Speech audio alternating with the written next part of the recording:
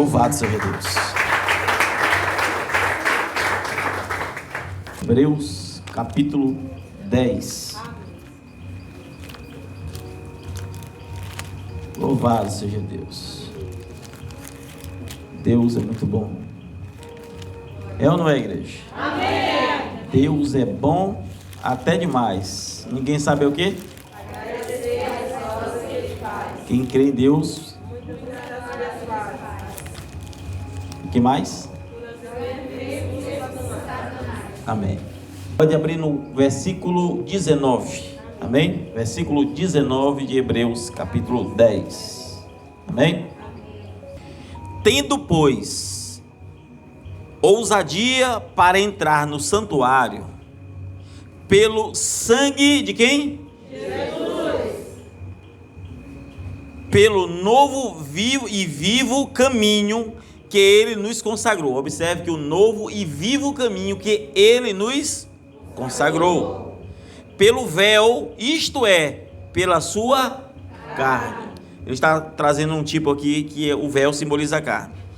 E tendo um grande sacerdote sobre a casa de Deus, cheguemo-nos com um verdadeiro coração e inteira certeza de fé, tendo os corações purificados da má consciência e o corpo lavado com água limpa. Amém? Amém. Senhor Deus, o Senhor possa falar ainda mais conosco. Fale mesmo, Deus. Repreenda todo o mal no nome do Senhor Jesus. Amém. Amém. Hoje eu quero falar sobre os dois tipos de crentes ou de cristãos. Dois tipos, né? Duas fases, que é o crente intelectual e o crente espiritual. Você não pode ser um crente intelectual e parar em ser crente intelectual, mas você também não pode ser um crente espiritual sem antes ser um crente intelectual. Portanto, são fases. Amém? Amém. São fases, e eu quero, se Deus permitir, falar sobre esses dois tipos de crente. Nós lemos um texto onde a Bíblia fala sobre termos a ousadia para entrarmos no santuário de Deus. E o santuário citado abrange algo muito maior, porque ele fala sobre o Santíssimo, onde o véu do templo é rasgado de cima a baixo, e que ele rasgou, e aí ele fala o véu rasgado, isto é, a sua carne. Ou seja, quando Jesus morreu, deixa eu trazer um plano de fundo, porque há pessoas que estão há mais tempo conhecem, alguns que estão começando, então nós vamos aos poucos. Quando Jesus morreu, ou antes, vamos lá para o Antigo Testamento, só para trazer um plano de fundo para você entender. No Antigo Testamento, o santuário era dividido entre átrio. Átrio é exatamente naquela partezinha onde tem alguns irmãos ali. O átrio era um lugar reservado para as mulheres e para fazer a purificação ali para fazer o sacrifício. Amém? Havia, após o átrio era uma área aberta, só estava murada, mas era um lugar aberto. Havia o lugar santo, a qual aqui no texto lemos como santuário. O lugar santo seria este lugar, como você está aqui, onde os homens estavam ali, poderiam entrar normalmente, os judeus. E havia no lugar santíssimo, que era uma área como essa, onde havia uma cortina e ninguém podia entrar. A cultura judaica mostra que o sumo sacerdote, e a Bíblia diz isso, só podia entrar uma vez por ano ali. O sumo sacerdote passava o ano inteiro se consagrando, e ele não podia entrar de qualquer jeito. E ele, então, se ele morresse ali, desse um infarto, qualquer coisa, ninguém podia buscar ele dali, porque ninguém podia entrar naquele lugar, era proibido. Mas se aquele homem entrasse em pecado, ele morria. Então, a cultura judaica diz que aqueles homens amarravam uma espécie de um cinto com pequenos sinos, e quando aquele homem parasse de se mexer, de fazer barulho e uma corda, os homens que estavam no santuário puxavam ele, porque ele havia morrido. Então o sumo sacerdote, ele entrava no santuário e ninguém podia entrar. Era proibido, e se alguém entrasse, era fulminado. E então quando Jesus morreu, o véu do templo se rasgou. O véu se rasga, só que o véu não é de pano, era de uma espécie de um couro, eu esqueci até o nome do animal, um couro grosso, e ele se rasga como um sinal de que eu e você agora temos acesso ao lugar santíssimo. Porque o lugar mais importante da casa de Deus não era o primeiro compartimento e nem o segundo, mas era o último, o terceiro. Então, por exemplo, lá de fora, os gentios não podiam entrar. No átrio, as mulheres podiam entrar. No lugar santo, os homens podiam entrar. Mas no lugar santíssimo, o sumo sacerdote apenas podia entrar uma vez por ano. Vocês estão entendendo até aí, né? Então, lá fora era onde eles sacrificavam os animais. Segundo compartimento é onde estava a menorá ou o candeeiro, o candelabro, né? Que é aquela vela, aquela lâmpada com 7 velas, né? Para aqueles que não estão familiarizados entendam. E no lugar santíssimo é onde estavam as tábuas da lei, que foi colocada dentro de uma arca. Estava também a vara de Arão, aquela vara do sacerdote Arão, que inclusive ela floresceu quando foi colocado lá dentro, e tinha uma panela dourada com 12 pães que nunca se estragavam, nunca apodreciam. E tudo que entrava naquele lugar podia estar morto, podia estar o que for, tudo voltava à vida. Nada, nenhuma enfermidade, nenhuma doença, nenhum morto, nada podia resistir, nenhum tipo de morte podia resistir nesse lugar. E então aqui o texto que lemos fala que nós temos que ter ousadia para entrar neste santuário. Mas por que ousadia? A ousadia vindo de nós? Não é da intelectualidade. Eu posso porque agora eu sou crente, eu posso porque agora não. É a ousadia pelo sangue de Cristo. A ousadia é necessário que não vem de nós, não vem da intelectualidade, mas vai vir daquilo que é espiritual, vai vir do sacrifício de Cristo. Amém? E como eu disse, eu quero falar sobre os dois tipos de crente, o crente intelectual e o crente espiritual. Amém? O crente intelectual, ele tem que ter ousadia. O crente intelectual, ele vai achar que pode, ele vai achar que deve, porque ele tem a intelectualidade. Ou ele acha que não pode, acha que não deve, mas ele não tem a ousadia. A ousadia não vem da intelectualidade. A ousadia, ela é um fenômeno que parte do coração, ou parte de um sentimento. Eu vou fazer isso. Vocês estão entendendo, não é? Amém? Então o genuíno cristão, ele vai encontrar descanso na palavra, amém? Em Cristo, através da sua palavra. No Antigo Testamento, Deus disse assim: olha, vai para um lugar e eu vou te mostrar aonde eu vou fazer ali habitar o meu nome. E aquele homem saiu e foi longe para ofertar, para dizimar, para adorar, mas ele não podia fazer isso onde ele queria. Ele não podia. Hoje, você na sua casa, onde você for, estou falando que no Antigo Testamento Deus estabeleceu, porque ali Paulo disse que são sombras, são figuras. O que isso quer dizer? Que Deus, ele não está em qualquer lugar que fala o nome dele. Jesus disse isso. Onde tem 2 ou 3 falando no meu nome, né? Isso foi, ele disse, eu estou no meio. Mas que sentido? Ele disse também, bem falou o profeta Isaías acerca de vós, né? Que clamam de lábios, mas o seu coração está longe de mim. Não é intelectualidade. Não é ser um crente intelectual. O crente intelectual está ouvindo a pregação, ele fica murmurando. O crente intelectual, quando ele ouve a pregação, ele fica, não é bem assim. A pregação não ele está cheio de intelectualidade, cheio de razão. Mas o crente espiritual, ele está cheio de devoção. Ele está cheio de humildade. Amém? Então o crente intelectual é necessário, sim, porque você começa primeiro a aprender. Por exemplo, você não começa pela fé. Você ouve falar de Cristo, ouve falar que Ele perdoa pecados, então você tem agora o teu lado intelectual, diz, é mesmo, e depois entra a fé. E a fé vai mover o homem espiritual. Amém? Amém. E aí você vai observar, irmãos, que há um lugar de descanso. E esse lugar de descanso é em Cristo, através da sua palavra. Amém? Amém. O que é nascido de novo, ele descansa na palavra de Deus. O crente intelectual, ele não encontra descanso. Ele está numa areia movediça, onde ele vai, ele afunda. onde ele é intelectual. Se tem uma doutrina nova, ele vai. Se não tem a véia, ele fica. Se não sei o quê. Ele é muito intelectual. O crente espiritual, ele é um homem de devoção. É um homem que o seu valor é o espírito que nele está. O homem intelectual, ele busca muita sabedoria, mas não tem vivência. Ele não tem nada de Deus. Você vê que não tem nas palavras, na forma de agir. Você não vê Deus nas ações, porque ele é intelectual.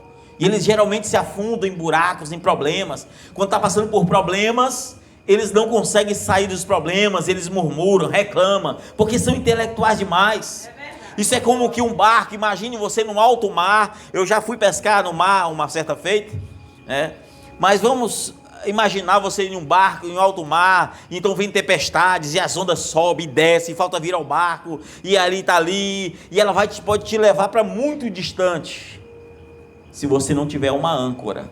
Esse é o crente intelectual. O crente intelectual, as ondas vão e voltam, vai e volta, e ele não percebe que ele nunca está no mesmo lugar. Ele pensa, eu estou no mesmo lugar, eu estou acima das águas, o barco não afundou, mas ele não percebe que ele está indo para longe. Mas o crente espiritual, ele está ancorado, porque a âncora é Cristo. Ele está ancorado, vem tempestade, vem tudo, o barco sacode, pode ser o que for, mas ele não sai daquele lugar. Pode sacudir o que for. Ou seja, o crente espiritual, ele passa por problema, passa por doença, passa por tudo, ele não teme nada, porque ele é espiritual. Pode ser o que for, pode agitar o que for, mas ele está descansado. Esse é o crente espiritual, amém? Então note que a agitação, ela vai ocorrer sempre no coração do homem religioso. E o homem religioso, isto é, o homem intelectual, ele corre de uma religião, corre para outra, ele está buscando uma coisa que não encontra. Mas o crente espiritual, ele encontra Deus em sua palavra. O crente espiritual, ele encontra descanso quando ele diz, agora é a palavra. Se é a palavra, então eu fico com a palavra. Amém? Então o crente lavado, não é isso? Ele não tem medo sequer de doença, ele não tem medo da morte, ele não tem medo da dor, do desespero, porque o barco está ancorado. Ele está passando por tudo, os outros olham, rapaz, aquela pessoa passa grandes provas, grandes lutas, e ele está tão tranquilo. É como Jó. Jó passou mais de 10 anos doente, sabe? Comido de bicho, tudo, perdeu mulher, perdeu filhos, perdeu tudo, riqueza, perdeu tudo. Mas ele estava tão ancorado que ele não saiu daquele lugar. Ele não saiu até que Deus o abençoou e multiplicou muito mais. Porque ele não era um crente intelectual. Mas às vezes nós passamos por algum problema, alguma coisa, a gente se irrita, a gente fala o que não deve, a gente sai, a gente grita, a gente só vê problemas. Por que vemos problemas? Crentes intelectuais. E o maior problema de hoje, irmãos, é que nós paramos nessa primeira fase em sermos apenas crentes intelectuais. O barco, ele agita para um lado, agita para o outro, só que ele não está ancorado. E se não está ancorado, irmão, você vai tão distante. Meu Deus, eu acabei fazendo isso, eu acabei falando que não devia, eu estava bem com Deus, agora essa semana, na outra eu estou tão mal. Faltou você buscar a presença para que haja uma âncora naquele lugar. Amém? Então às vezes nós perecemos, irmãos, diante dessas tempestades. Mas por que perecemos muitas vezes? Por que as provas, elas são maiores do que a tua vontade de vencer? Porque a tua vontade é intelectual. Eu vou vencer, mas sem ânimo, sem força. E aí você se mete no meio das tuas próprias provas, sabe? É como você cair jogar uma bola de gelo, de uma descida, e você vai ver que aquilo vai aumentando a neve, vai aumentando, e ela vai ficando grande, maior. Assim são os problemas, você não resolve. Deixa acontecer, estou nem aí. O crente espiritual não, ele vai para os pés do Altíssimo. O crente intelectual deixa os problemas. Quando os problemas estão grandes demais, aí vai culpar Deus. Não, minha vida espiritual não está nada bom. Não, estou perdendo o culto, é por isso. Eu perdi. É só porque não estava ancorado, não achou lugar de descanso. O crente intelectual não acha lugar de descanso para a alma. Mas o crente espiritual, ele encontra lugar de descanso para a alma. Amém? Amém?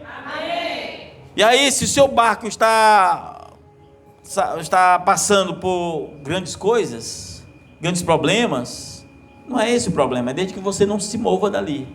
E o que vai fazer você mover ou não é saber se você é um crente realmente intelectual ou um crente espiritual. O crente intelectual, ele se deleita sim nas coisas de Deus. O crente intelectual não é o crente que não ama a Deus, ele ama a Deus. O crente intelectual, ele ouve a palavra, mas o crente intelectual, ele não tem raiz.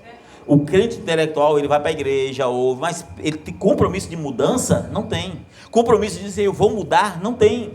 Compromisso de dizer agora vai ser diferente? Não tem. Ele ouve a palavra e não vai surtir efeito nenhum, porque é intelectual. Vocês estão conseguindo entender aí, irmãos? Amém. Agora, o crente espiritual, ele tem raízes profundas. Aleluia. Porque uma árvore, você planta ela, existe alguns tipos de nutrientes que faz crescer, por exemplo, a própria raiz crescer, aí você usa amônia, aí as raízes crescem, aí para as folhas, vocês estão entendendo, né? A raiz de um crente espiritual cresce através da vitamina chamada Espírito Santo. Ela faz aquilo crescer, irmãos, cresce de um jeito. É como que não passasse por problema, tá vindo uns ventos fortes e vinham, sabe, aí aquela árvore está firme, e as árvores sacodem, as copas das árvores estão sacudindo, falta quebrar, mas se ela estiver bem enraizada, os problemas vêm e sacodem ela, mas ela não sai dali, porque ela encontrou descanso para ela, amém? Agora, quando nós vemos que essas árvores passam por grandes problemas, sabe? Eu já falei muitas vezes aqui, que na Amazônia, as árvores que estão agora nascendo entre aquelas árvores centenárias, elas são como um varapau, né? Elas querem fazer fotossíntese, então elas têm que crescer. E elas crescem magrinha, fininha, irmãos. E elas crescem meio tortuosas, elas querem achar ali um ponto de luz para que haja fotossíntese. Então elas crescem, aí vem o vento e quebra ela no meio. Elas não aguentam crescer desse jeito. Às vezes queremos crescer pela intelectualidade, queremos crescer, mas não queremos passar prova, não queremos passar luta. Quando passamos, murmuramos, reclamamos, deixamos a presença, paramos de buscar, porque somos crentes intelectuais. Porque somos crentes que ainda não aprendemos a buscar ali o enraizamento em Cristo.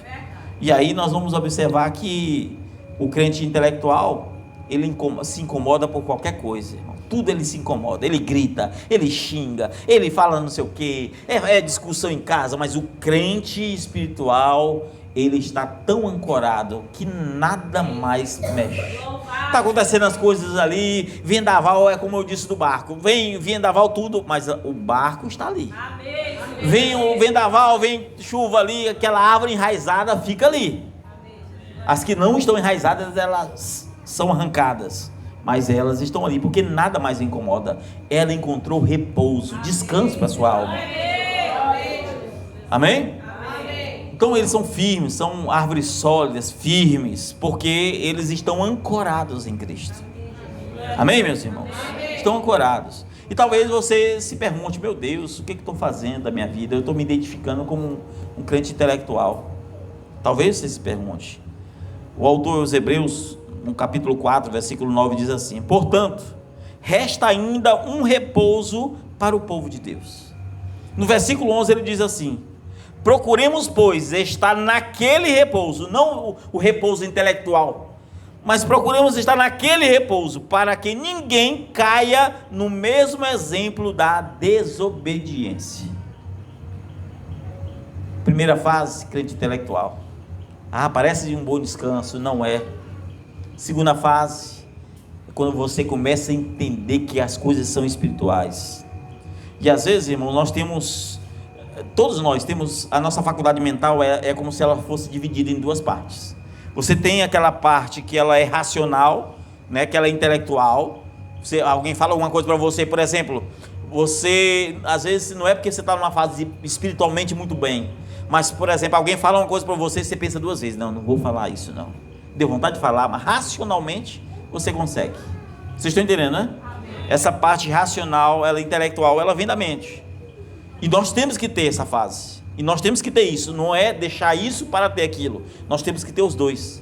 Às vezes nós temos o outro lado, que é o lado emocional. Por exemplo, eu vou dar um exemplo. Passa alguém, um mendigo ali, racionalmente você pensa assim: rapaz, aquela pessoa ali quer usar droga, não vou ajudar não. Mas emocionalmente, às vezes você pensa assim, rapaz, mas pode ser que ele está com fome. E aí você, por causa da emoção, vai ajudar aquela pessoa. A mesma coisa, ela pode ser o contrário. Às vezes você não está nem tão bem espiritualmente, mas racionalmente você diz, não vou levantar a palavra, não vou falar aquilo, não vou responder, porque é errado fazer isso. Mas emocionalmente, às vezes dá vontade de ouvir uma coisa e já quer logo responder. Ou seja, não quer dizer que um é melhor do que o outro em todos os sentidos. Cada pessoa, Deus vai trabalhando, amém? Com cada coração, cada estilo de pessoa. E ambas as realidades precisam ser observadas, amém? Gálatas capítulo 5, versículo 17 diz assim: porque a carne cobiça contra o espírito e o espírito contra a carne, e estes se opõem um ao outro, para que não façais o que quereis. Ou seja, você tem a tua carne é mal, a tua carne é mal, irmãos. O desejo da carne é o seguinte, não estou nem falando de adultério, prostituição, é mal mesmo. Alguém fala uma coisa para você, você quer levantar a voz, você é soberbo, você quer, sabe, é mal. Nós, seres humanos, somos maus. Jesus disse, vós sendo mal, sabeis dar boas coisas. Ah, mas eu ajudo as pessoas, você é mal. Eu sou mau. Jesus disse isso. Nós fazemos boas coisas, mas somos maus. E ele diz, quanto mais é o vosso Pai que está no céu. Mas o que? Em que sentido? Se eu que sou mau sei fazer boas coisas, imagine Deus que não é mau. Só que nós somos maus demais, e a nossa carne opera contra o espírito. Irmão, você é um ser, só que a tua carne está operando contra você mesmo. O espírito que está em você, e o espírito está operando contra a tua carne. E dentro de você é uma briga. Ah, eu quero servir a Deus. Ah, mas para deixar isso e deixar aquilo. A briga está dentro de você, não é lá de fora não, é dentro de você. Não adianta você discutir, brigar, fazer o que for do lado de fora, porque o problema está dentro de você. Cada um de nós, o problema está dentro de nós. Quando nós não resolvermos essa questão, porque a carne opera contra o espírito e o espírito opera contra a carne, para quê? Para que você não faça o que você quer. Porque no fundo nós queremos servir a Deus. O espírito quer que nós servimos a Deus, mas a carne vai operar contra isso para que você não faça isso, porque a carne é mal. A carne é mal. Então o povo de Deus, irmãos, mesmo após sair do Egito, eles viram o mar se abrindo, viu os milagres acontecendo, viu a água brotar de rocha, viu a rocha sair rolando atrás dele ali, né? Viu que as suas roupas não apodreciam, suas sandálias não acabavam. Durante o calor de 50 graus que era no deserto, Deus colocava todos os dias uma nuvem. Durante a noite que o frio chegava a menos 10 graus, Deus fazia com que aquela nuvem fosse uma nuvem de fogo que aquecia aquele povo. E todos os dias aquele povo vendo o milagre, Deus fazia com que na viração de cada dia caísse do céu o pão. Eles não plantavam, eles não faziam nada. Deus alimentava aquele povo. Mas Deus não disse, esse pão é apenas para uma classe. Aquele pão era para todos que estavam ali. Era um povo misto. Todos comiam. Crentes intelectuais, crentes espirituais.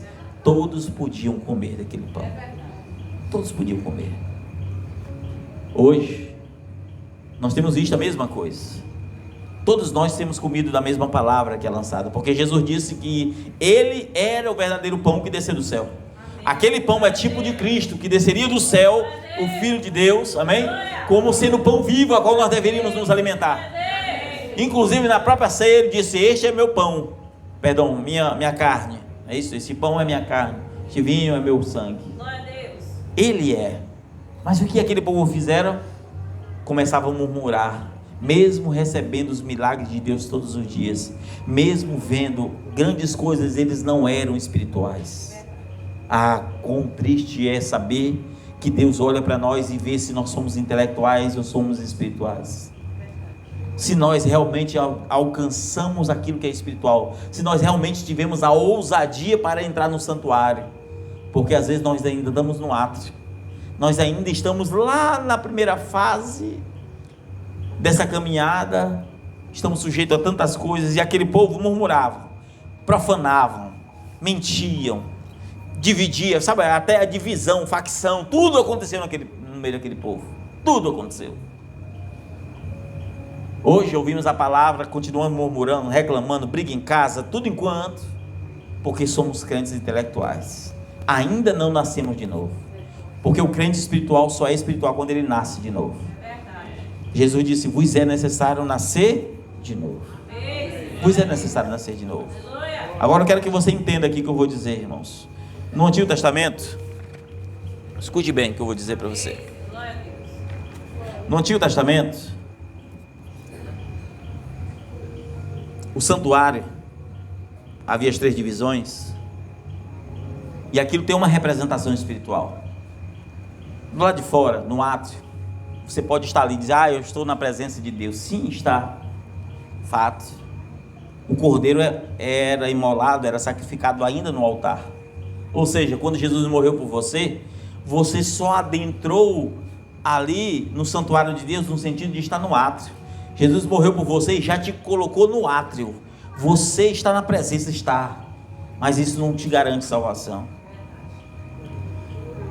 Pastor, e o que acontece se eu ficar lá de fora? Se chover, molha. Se ficar durante o dia, o sol te aquece. Ou seja, quem está lá de fora, a vida espiritual é assim: é lá em cima e lá embaixo, lá em cima e lá embaixo. Um dia está bem e outro dia muito mal. Um dia está bem e outro dia está muito mal. Porque ainda está no átrio, ainda está lá de fora. Nunca teve a ousadia para entrar. Quando você entra no santuário, o santuário sim é um bom lugar, é a presença do rei, é bom. Mas ainda não é o lugar que Deus quer para você. O santuário é onde ouvimos a palavra, é onde está ali a menorá, não é isso? A lâmpada ali com 7. Só que ela é acendida por Deus e ela tem um tempo. Deus descia do céu fogo para acender ali a menorá, né? o candelabro, acendia. E ela acendia, apagava a lâmpada. Era 7 velas. Apagava a primeira, a segunda não era vela de cera, não, tá, irmãos? Era de azeite, queimava, consumia, igual lamparina. Só que o fogo vinha do céu. Acendia, aí queimava a primeira, segunda, terceira, quarta, quinta, sexta. E quando apagava a 7ª, acabou. Deus está dizendo assim: você tem tempo para estar no santuário, mas você tem que ter ousadia antes que o tempo acabe para você entrar no lugar santíssimo.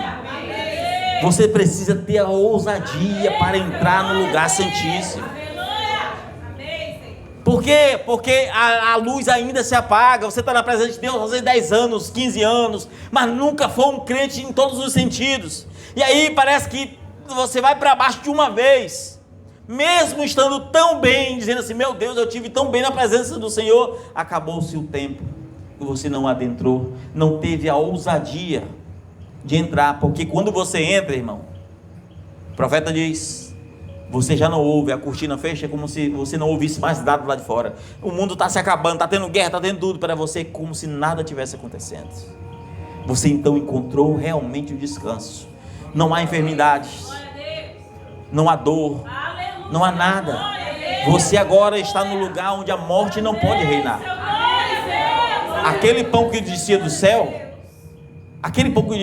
ele apodrecia. A Bíblia diz que eles tinham que comer antes da anoitecer. Eles pegavam o pão, faziam o pão, comiam, porque todo dia ele não podia amanhecer o dia com pão. Então eles não podiam deixar um pão de um dia para o outro. Ou seja, Deus está dizendo que a palavra de hoje, ela só serve para hoje. Amanhã, não, mas eu ouvi a palavra essa semana, não vou para o culto não. E a palavra que Deus queria falar contigo hoje é hoje. O pão de hoje é para hoje. Só que aquele pão se estraga. Mas quando você está aqui no lugar santíssimo, a Bíblia diz que aquele pão não se estragava. A Bíblia diz que aquele pão nunca mais poderia apodrecer. A vara de Arão, uma vara seca, irmão, vara que é um cajado, que passou anos e anos, 40 anos no deserto, segurado pela uma mão, 40 anos, quando foi colocado no lugar santíssimo, voltou a florescer. Que isso não pode fazer na vida de um crente que vive ainda todo desmantelado, mas quando ele tem a ousadia para entrar realmente na presença de Deus, ele volta a florescer. Você pode ser uma vara velha seca, sem presença de Deus, sem nada, mas se você adentrar nesse lugar, a presença de Deus tem que estar na tua vida. Amém? Louvado seja Deus. Olha só, Então, às vezes, nós ouvimos a palavra, assim como o pessoal comeu o maná, que descia do céu, mas não faz efeito. Ouviu a palavra, melhorou, intelectualmente melhorou, porque agora eu consigo ler a Bíblia, agora eu sei que eu tenho que ir para a igreja, eu sei que não sei o que, mas e a tua vida? Vai parar na primeira fase? Olha só o que diz em Atos capítulo 19, versículo 2. Haveis recebido o Espírito Santo depois de credes? Ou seja, depois que você creu intelectualmente. Olha, é isso aqui, o texto diz isso, creu. Recebeu o Espírito Santo? Recebeu agora a fase espiritual? Depois disso? Será que nós não vamos perceber a profundeza disso? Será que nós não temos que perceber que você não pode ser uma boca que profere duas coisas ao mesmo tempo? Quem é aqui que já, quem é, por exemplo, aqui que pega um copo d'água, aí você aqui, ó, um copo d'água, você dá um gole, aí a água está muito boa, aí no segundo gole a água está amarga, no terceiro gole a mesma água está doce. Você já viu isso? Pega um poço, aí você pega a água do poço está uma bênção, muito boa, gostosa de beber, sabe? Aí no outro dia ela está amargosa, no mesmo dia, depois você já viu isso? Olha só o que Tiago diz, capítulo 3, versículo 10. De uma mesma boca procede bênção e maldição. Meus irmãos, não convém que isto seja assim. Porventura, deita alguma fonte, um mesmo manancial de água doce e amarga? Como é que você diz que é cristão, você amaldiçoa e abençoa? Você fala mal e fala bem. Você diz que ama uns e não cuida de outros. Você xinga uns e não sei o que. Que crente é esse, irmão? Que raio de crente é esse? É verdade. Que tipo de crente somos? Intelectuais? De que vai fazer diferença? Não convém que isso seja assim, a mesma fonte. Se é do Espírito, vai proceder coisa do Espírito. Mas se ela é intelectual, aí na tua intelectualidade vai ter tudo. Porque se não há novo nascimento, vai ter tudo o que vem de você. Mas se é espiritual, há uma convenção. Há uma convenção. Então, escute o que eu vou dizer. Nessa vida há muitas incertezas. Muitas incertezas. Ninguém sabe se vai amanhecer o dia vivo. Ninguém sabe. Eu, inclusive, na última pregação, não falei nada para ninguém. Eu pensei, na última pregação de domingo, de sexta, eu pensei, eu acho que essa é a minha última pregação e acho que amanhã eu não vou estar por aqui não. Só pensei. Também, não sei por que me veio isso, mas estou aqui. Porque eu também não sei o dia que eu não vou estar aqui. Porque tudo nessa vida é incerto. Você não sabe nem se vai chegar na tua casa. Você não sabe nem se tem saúde. Você não sabe se tem um câncer escondido aí. Você não sabe nada da tua vida.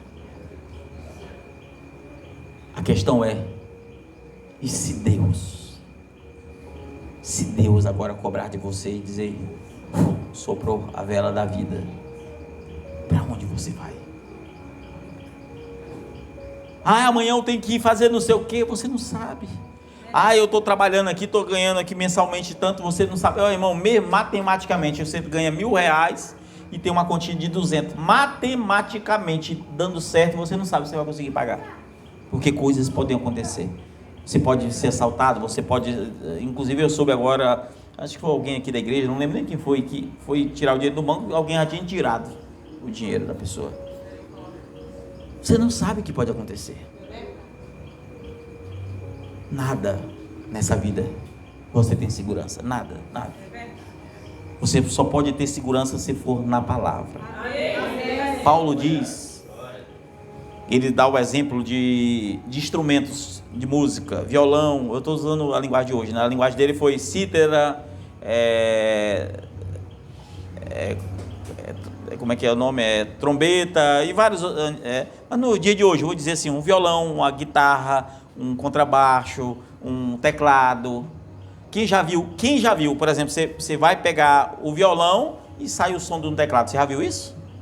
Você já viu, por exemplo, você pega um trompete, né? Um trompete, alguma coisa assim, você vai tocar, as cordas do violão. Você já viu isso? Não existe. Agora imagine se todos os instrumentos produzissem o mesmo som. Você viu para alguma coisa? Tem vários instrumentos? Você viu, irmãos?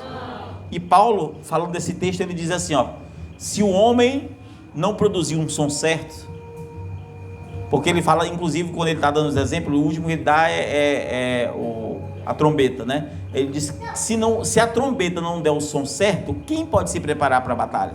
Imagina se a trombeta não está saindo som de trombeta, está saindo de violão. Quem é que vai se preparar? Porque sabe que o som daquela trombeta é um alerta para a cidade se preparar. Assim ele disse, assim é a palavra.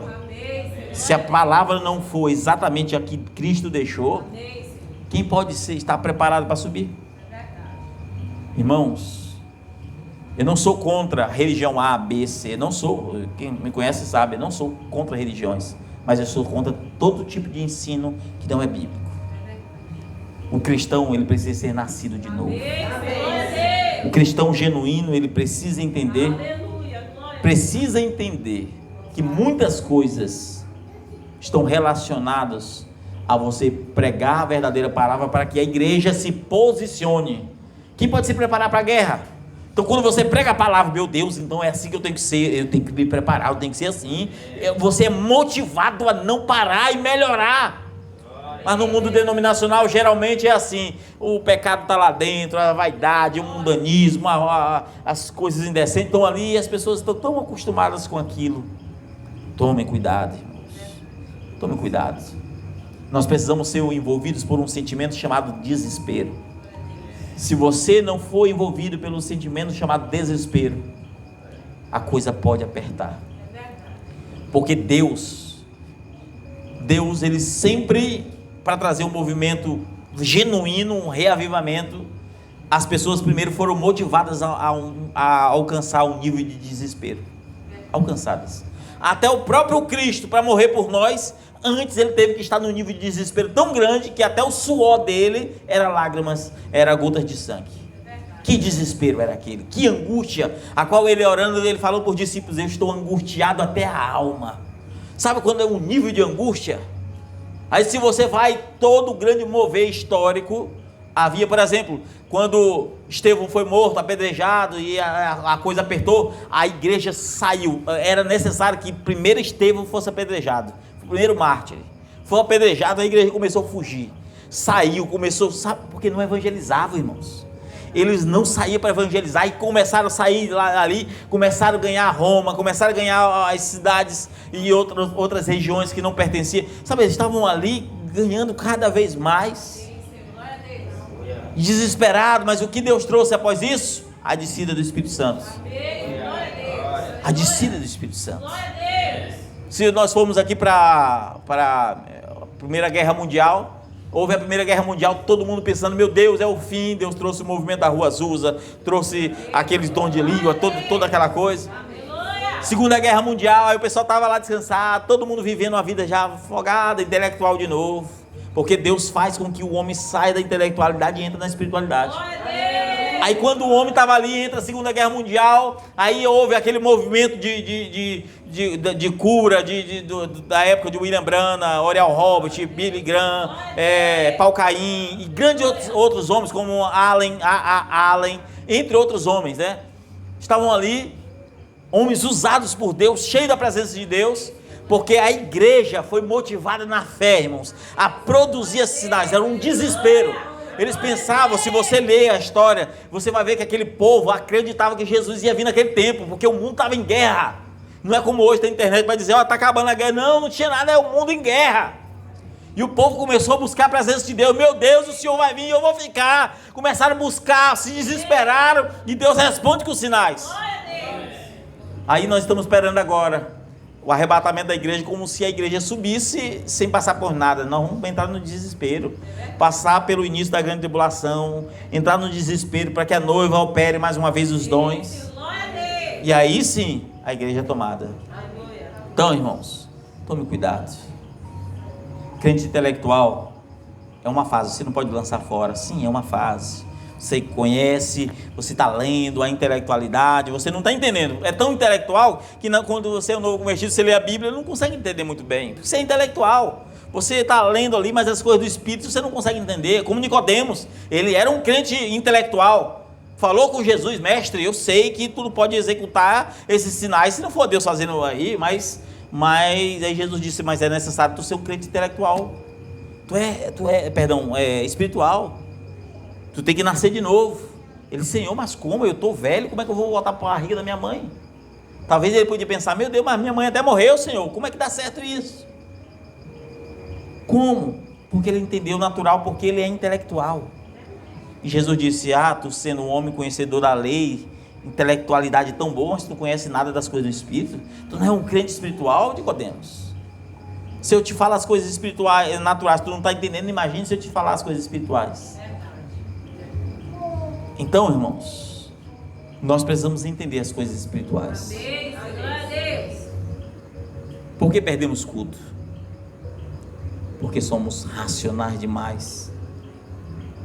Porque perdemos a oportunidade de acertarmos problemas, liberar perdão, pedir perdão, porque nós somos intelectuais demais. E a intelectualidade está associada a uma soberba, porque o homem é soberbo, porque o homem é mau.